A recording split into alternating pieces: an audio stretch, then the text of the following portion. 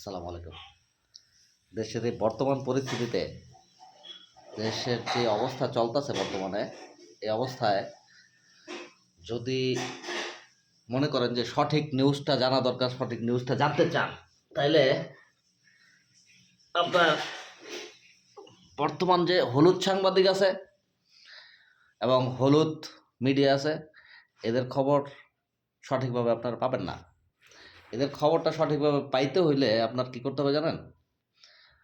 পিনাকি ভট্টাচার্য, তারপরে আপনার সাংবাদিক ইলিয়াস, এনাদের ব্লগ দেখতে হবে, এনাদের খবর দেখতে হবে। এনাদের কাছে আপনার একদম অরিজিনাল যে খবরটা সেটা পাবেন।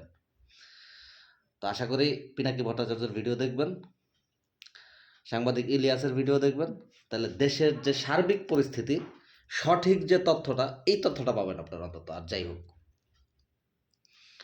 ধন্যবাদ সবাইকে।